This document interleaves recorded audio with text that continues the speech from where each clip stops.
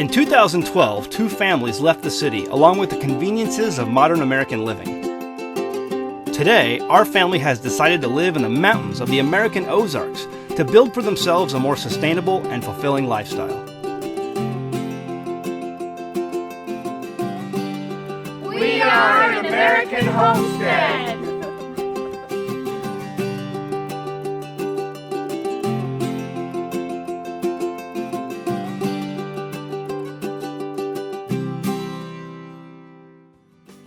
This week on An American Homestead, it's our season finale, and we take a look back at the busy summer it has been. Winter is coming, and it's a good feeling to look back on your hard work and be satisfied. Thanks for watching, and be sure to visit us online at anamericanhomestead.com.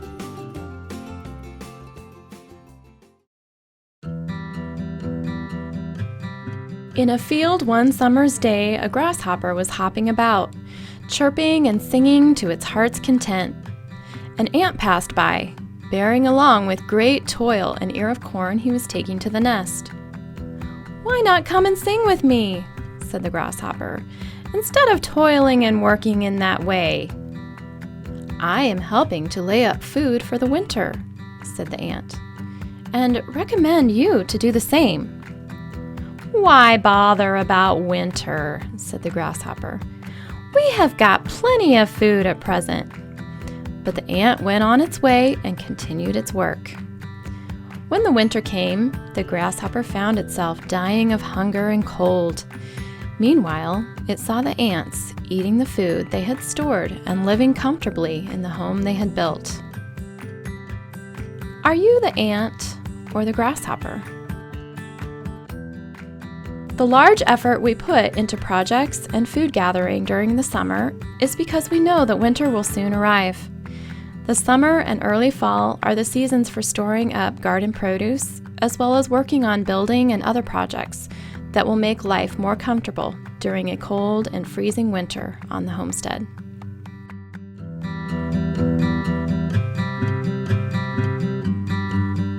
The fall season is mostly here, and we have most of our projects that we worked on all summer long. They're mostly complete. There was a lot of projects. Each summer is different because you take on projects that you're trying to get done before the winter. You work during the summer because it's so much easier for the most part to do a lot of the projects you want to complete. Not always, but most of the time. I don't like working out in the woods and harvesting wood and lumber and things like that while it's hot and while there's so many insects and poison ivy. But other building projects and things like that, harvesting the garden and putting up produce, all of that stuff, a lot of those projects all happen during the summertime, and you got to get them done because that's when you have the best weather, the best working conditions for those projects. But other projects, you save until the wintertime, like butchering and saving the meat for our pantry and the meat preservation, things like that. That all takes place in the wintertime because it's just more advantageous to do that when it's cold and the meat is not apt to spoil so quickly while you're in the middle of preserving it. We still have meat in our pantry that's a year old, has never been refrigerated, and it's perfectly still good to eat. And so that's amazing to us. And we're going to do that again, repeat that process this year to preserve some of our meat this winter. But as far as summer goes, all of our projects are basically done, and now we're going to enjoy the fruits of our labors.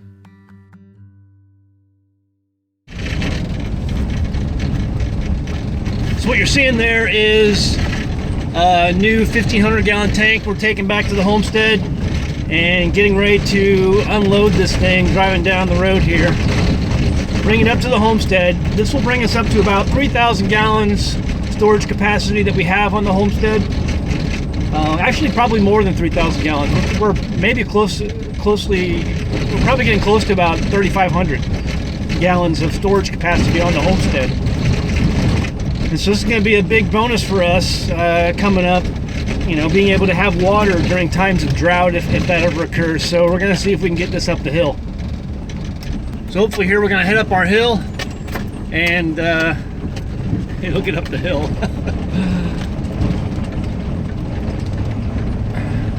Now his truck is a 2-wheel drive truck. Rear-wheel drive.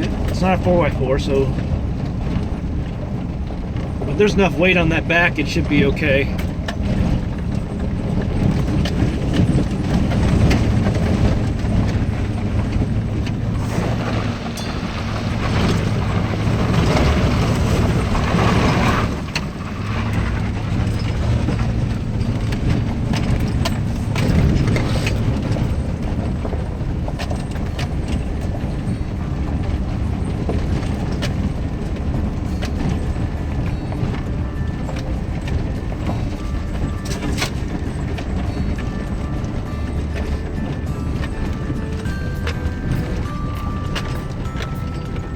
the sheep.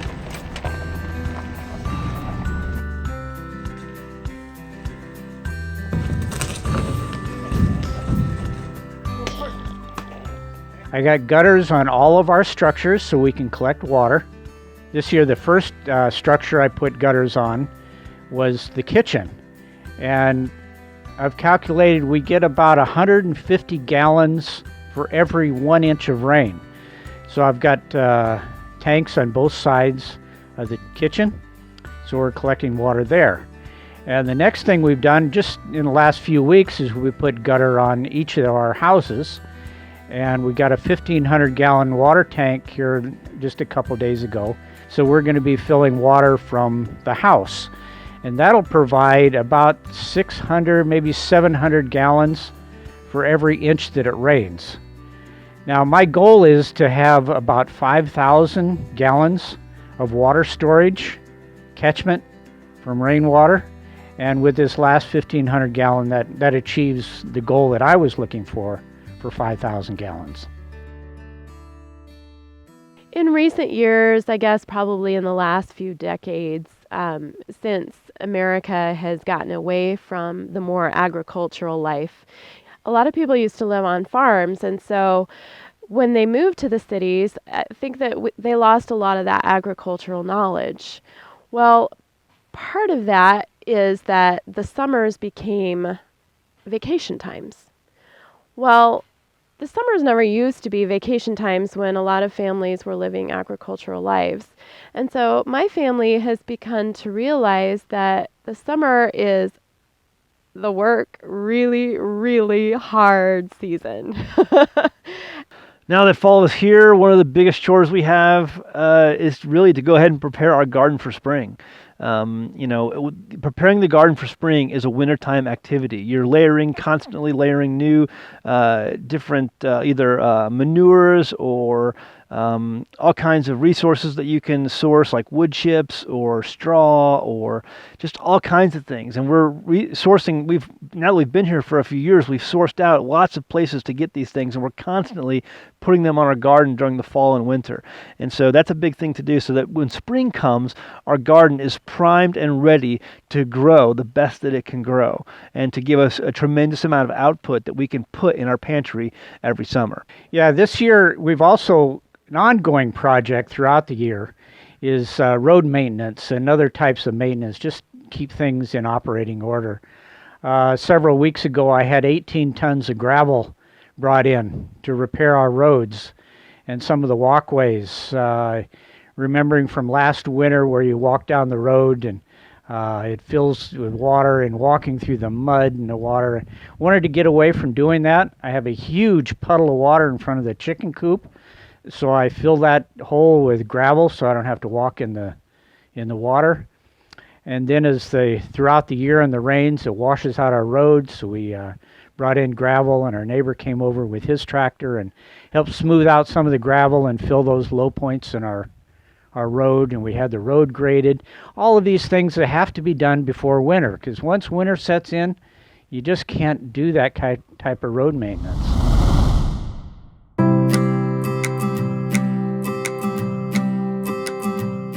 The biggest project that has been almost completed, I mean, there's a few minor things to do, is our outdoor kitchen, brand new outdoor kitchen. And I think it's really pretty. It looks really cool.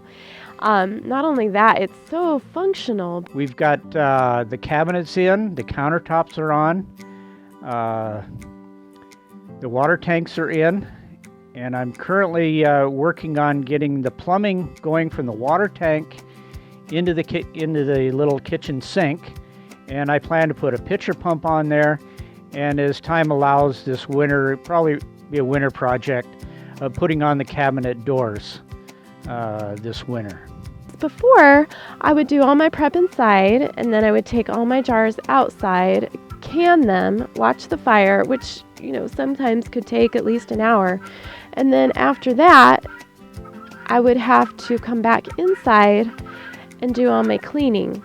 Well, now I can do it all at the same time. I can watch my fire as well as clean up my mess. And so then when I come back inside, my own kitchen inside is clean. Like I said, it may sound like a little thing, but it's huge for me. It saves at least a couple hours in my day even.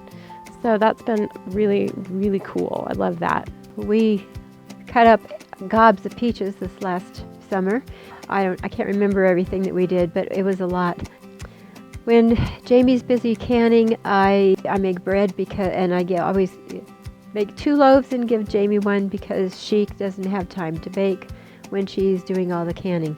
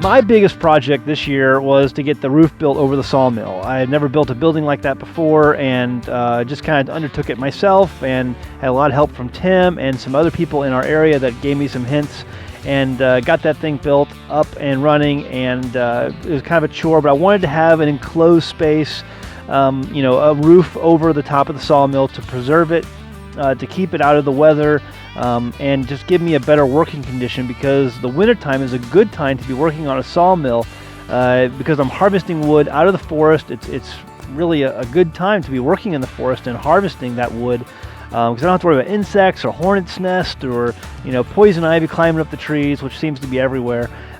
It's just more, it's easier for me to go out and harvest that wood in the wintertime.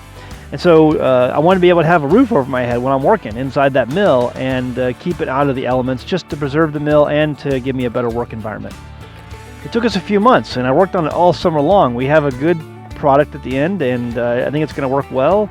And it's very spacious. I think there's room in there later on for maybe a workbench or two, and it gives a place for me to park my tractor and keep that also out of the elements. And I think it's going to turn out very well. The next project we have in store is going to be a kiln for the sawmill. It's going to be a solar kiln, and we're going to be able to take the solar kiln and put lumber inside of it that we mill on the mill, and use it to sell for furniture manufacturers, cabinet makers in the area, and be able to make some money off of the wood we harvest. There's great cherry woods and walnuts and all kinds of different woods here on the homestead that could be kiln dried and then sold for a higher price once we do that. And so Tough Text has graciously given us some roofing materials for that, and so we're going to use that Tough Text material and build a solar kiln. That's one of our next projects.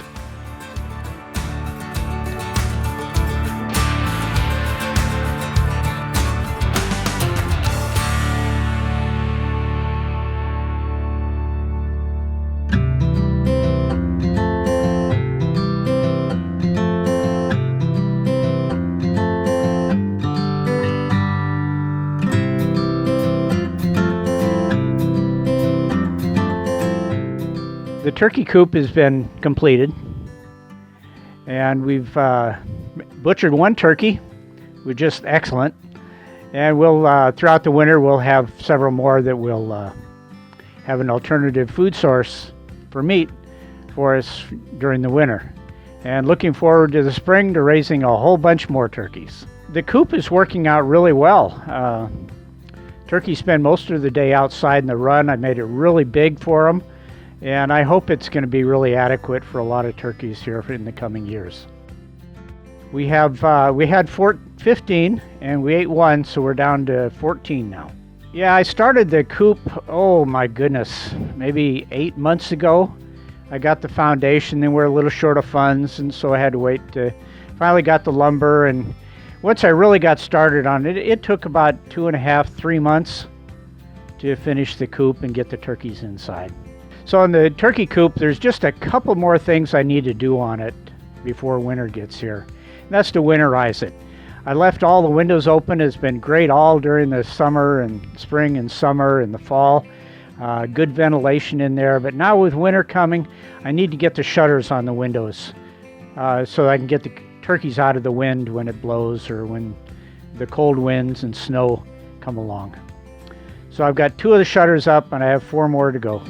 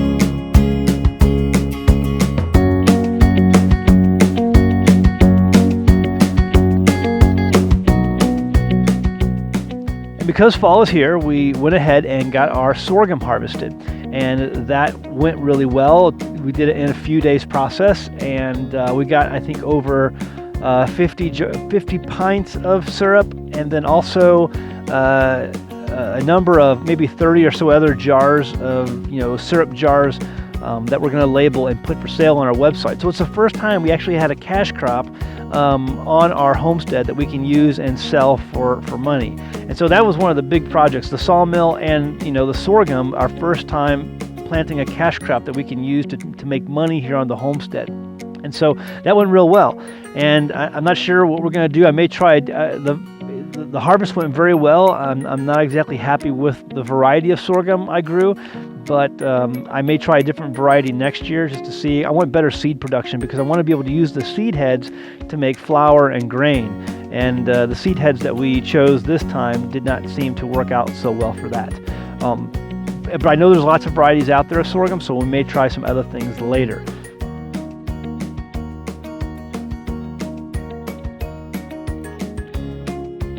We'll do a separate video on the TuboBiz juicer that we talked about earlier in another video. The juicer from TuboBiz worked out great, and so we got lots of footage for that. We'll do more videos on that. And of course, the evaporator that we got from Cottage Craft Works is also working excellent to produce all of that sorghum syrup.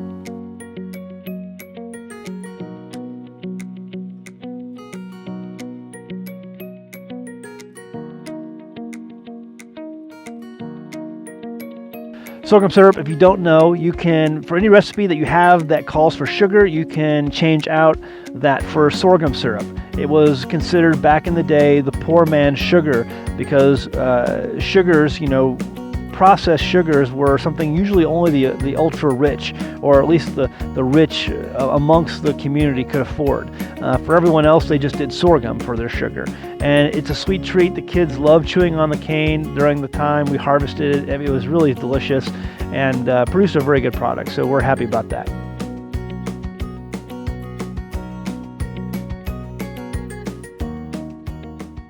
So that is us this fall. We're getting ready to hunker down for the winter time that's coming and looking forward to the projects we have next year. We're going to be doing lots of videos throughout the winter time so you can see how we're doing things in the winter, and then also how we're going to be doing things next spring and summer. I think this is probably going to be the last seasonal episodes that we do. However, you can purchase seasons 1, 2, and 3 eventually here coming up shortly on our website in DVD. So if you know somebody, we've had a lot of requests for us to put these season episodes on DVD, and that's what we're going to do. And we'll have some behind the scenes footage that's not shown on YouTube on those DVDs as well.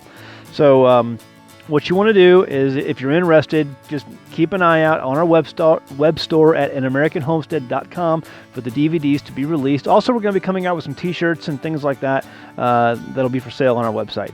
So we really appreciate you guys tuning in each week, making these seasonal episodes a success. And we couldn't have done it without you guys. You truly, the audience, are the producers of the show. And we really appreciate you and our patrons especially. We'll give a shout out to you guys because, you are definitely the executive producers of our show. So we really appreciate all of the support and the good wishes that you guys send in, and the emails and the comments, things like that. And so really appreciate the encouragement. All right, guys, we'll see you next time on An American Homestead.